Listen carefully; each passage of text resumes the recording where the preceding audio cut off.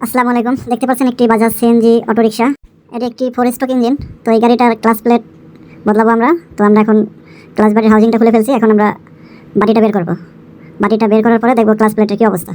তো দেখতে পাচ্ছেন আমরা বাটিটা খুলে নিয়েছি। তো আমরা দেখতে পাচ্ছি ক্লাস প্লেটটা জ্বলে গেছে। আর বড় বাটিটাও দেখতেছেন খেয়ে ঘাট হয়ে গেছে। তো আমরা বড় বাটিটা সহ আর ক্লাস প্লেট চেঞ্জ করে দেবো। তো দেখতে পাচ্ছেন আমরা নতুন ক্লাস প্লেট আনছি এক সেট। তো আমরা এখন এটাকে সেট করবো। তো আমরা বাটির মধ্যে প্রথমে পাতলা হাউস প্লেট দুটো বসালাম। এখন ক্লাস প্লেট বসাবো। একটা পাতলা ক্লাস প্লেট থাকে, ওটা বসাবেন। তারপরে এখন আবার একটা হাউস প্লেট দেবেন। তারপর আবার ক্লাস প্লেট এভাবেই বসাবেন। একটা ক্লাস প্লেট, একটা হাউস প্লেট, এভাবে করে সবগুলো বসাই নেওয়ার পরে আমরা দেখবো যে বাটির সাথে ক্লাস প্লেটগুলো এক সমান আছে কিনা। আপনারা চেষ্টা করবেন এক লেভেল রাখার, এক লেভেলে রাখতে। কারণ এক লেভেলে রাখলে কি হবে, তাহলে আপনার বাটিটা পারফেক্ট থাকবে। এর থেকে বেশি হাই দিলে হয়তো বা ক্লাসটা আপনার হার্ড হতে পারে। তো দেখতে পাচ্ছেন লেভেলটা, আমাদের লেভেলটা এক লেভেলেই আছে। তো আমরা এখন আঙ্গুল বাটিটা বসাই দেখবো কতটুকু ডাউন আছে। তো দেখতে পাচ্ছেন আঙ্গুল বাটি বসানোর পর যতটুকু পরিমাণ দরকার অতটুকুই আছে। তো আপনারা এখন বড় বাটিটা বসায় দেখবেন আসলে কতটুকু গ্যাপ আছে। কারণ গ্যাপ যদি না থাকে তাহলে আপনার গাড়ি ক্লাস হবে না। তো আমরা বাটিটা বসাই নিছি। এখন দেখবো বাটিটা ঘুরে কিনা। হ্যাঁ, দেখতে পাচ্ছেন ঘুরে। এখন ভিতরের ফসটা দেখবো। আমরা আঙ্গুল বাটিটা ধরে লাড়া দিয়ে দেখতেছি ভিতরে কতটুকু ফস আছে। দেখতে পাচ্ছেন ক্লাস প্লেটগুলো লড়তেছে। অবশ্যই ক্লাস প্লেটগুলো ঠিকঠাক মতো লড়তে হবে। ভিতরে কিছুটা গ্যাপ থাকতে হবে। তো সব ঠিক আছে। আমরা এখন বাটিটা বসাবো গাড়িতে।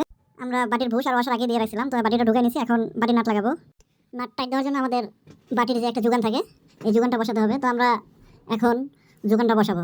তো যোগানটা বসানোর সময় অবশ্যই খেয়াল রাখবেন যেন ঠিকঠাক মতো বসে। কারণ ঠিকঠাক মতো যদি না বসে তাহলে ফিঙ্গার বাটি ভেঙে যাওয়ার সম্ভাবনা থাকে। তো আপনারা সুন্দর করে বসে টাইট দেবেন। টাইট দেওয়া শেষ। আমরা এখন স্প্রিং ছয়টা বসাবো।